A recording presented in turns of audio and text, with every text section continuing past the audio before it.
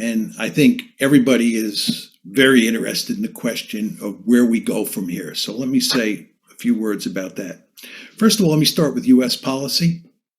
U.S. policy is to double down. That's what we're going to do. This is what we did after 2014. Instead of reevaluating and saying maybe NATO expansion is not such a good idea, we went in the opposite direction. This is why I'm telling you that by 2021, the Russians understood that we were turning Ukraine into a de facto member of NATO. They understood that.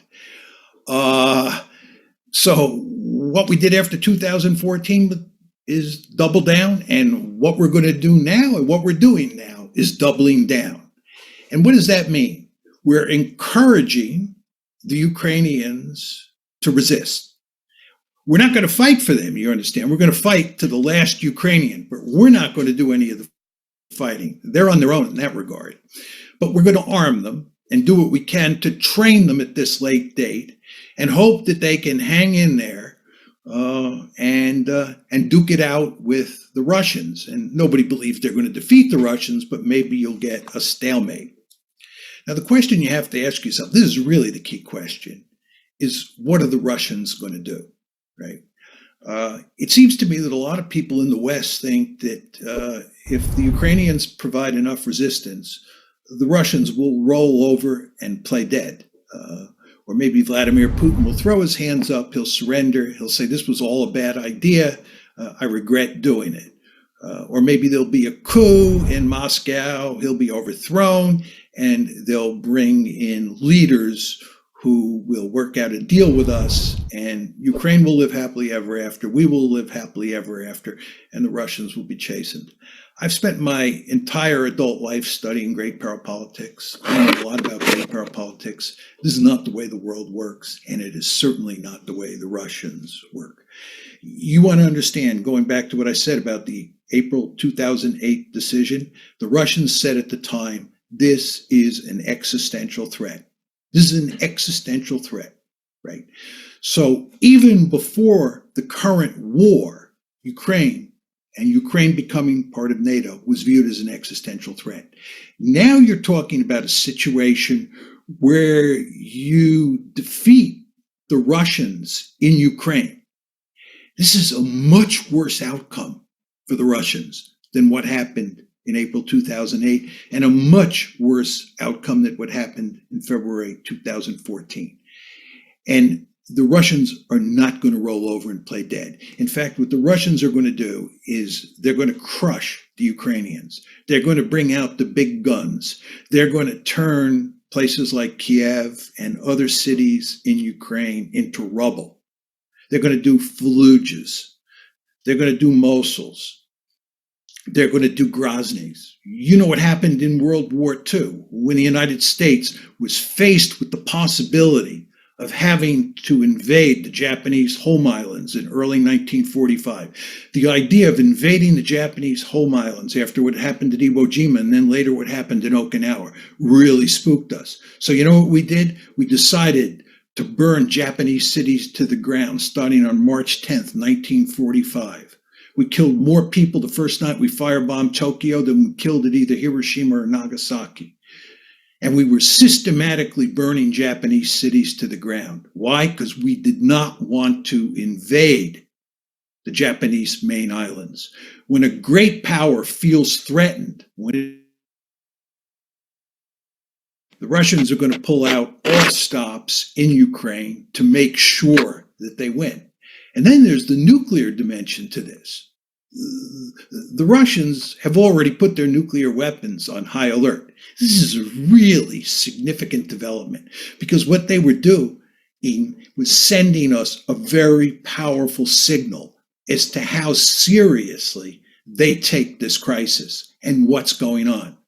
So again, if we start winning and the Russians start losing, you want to understand that what we're talking about doing here is backing a nuclear-armed great power that sees what's happening as an existential threat into a corner. This is really dangerous. Go back to the Cuban Missile Crisis. I don't think that what happened in the Cuban Missile Crisis was as threatening to us as this situation is to the Russians.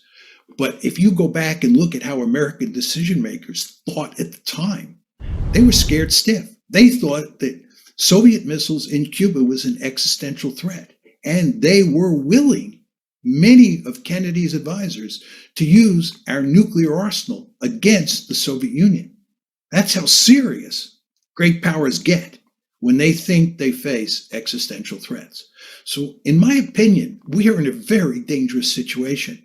I think the likelihood of nuclear war is very small, but the likelihood doesn't have to be high for me to be really scared because of the consequences associated with nuclear use. So we better be extremely careful here regarding what we do in terms of pushing the Russians into the corner.